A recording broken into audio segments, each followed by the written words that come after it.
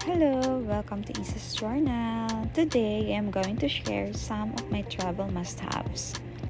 First is itong travel bag. So, maganda to kasi para nakaseparate yung clothes mo, swimwear mo, undergarments mo, and yung iyong mga toilet dress. So, hindi siya gulo-gulo sa luggage mo. I got this mini bottles from Watsons. So, 100 plus ito. And ang happy ko kasi ang cute-cute ng mga stickers nila. So, may mga labels na siyang kasama. Proven ko to, wala pong natapon, walang nag-leak. Itong compressed towel, very to sa akin, handy. Kasi, kunyari, pupunta ka ng isang place, tapos mga transient ka tutuloy. So, wala naman po mga toiletries doon.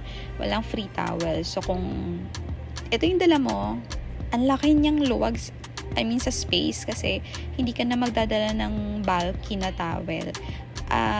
Ito, meron po dito ang instruction. Babasain mo lang siya ng water tapos, tada, magiging bath towel na siya. Amazing!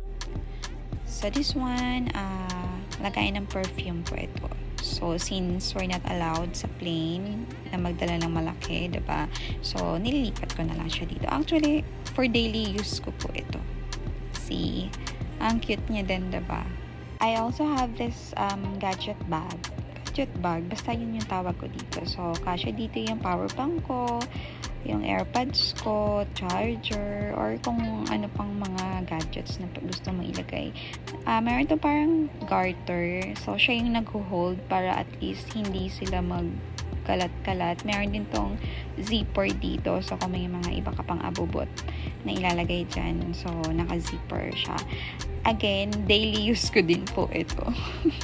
So, nasa loob lang to ng bag ko na pang everyday pampasok sa work kasi nandyan yung mga gadgets ko. So, another must-have is medkit.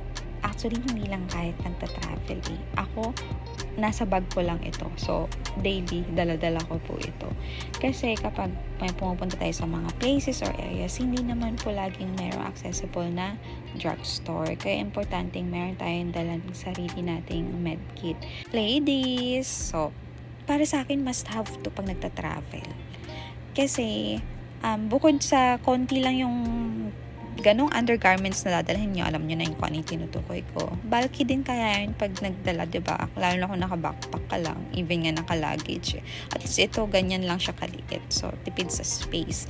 And also, may mga OOTDs tayo, diba? Na hindi okay pag nakasuot ka ng ganon. And ito, wala magsa-show. So, like, ako kasi, gusto kong gumagamit nito kasi, wala naman kasing kakapitan yun. So, anyway, so, basta for me, must have ko to.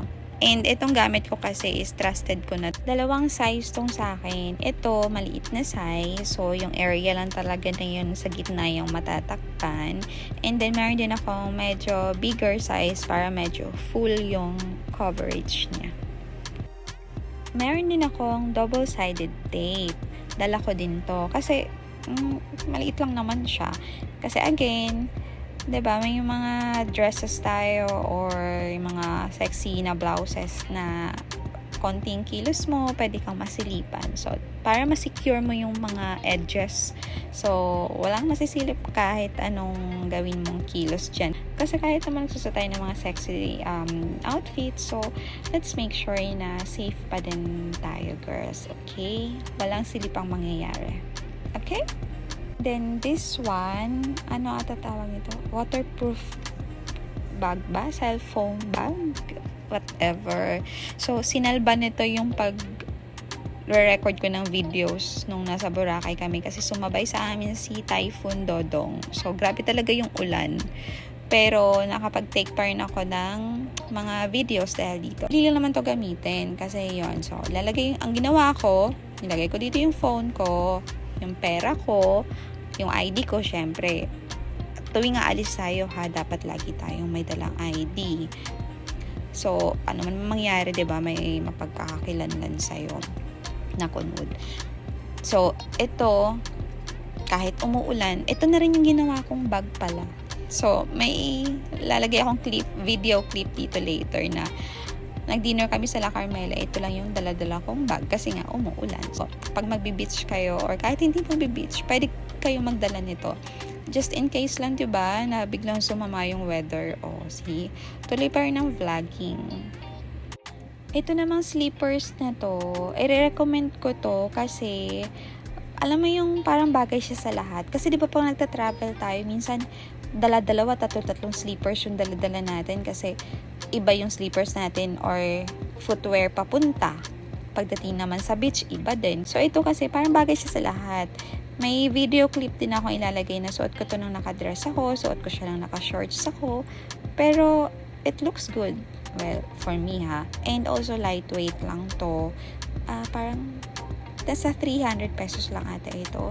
Nabili ko po ito sa SM Department Store. For me, okay siya. Para hindi ka na magdadala ng maraming footwear or slippers.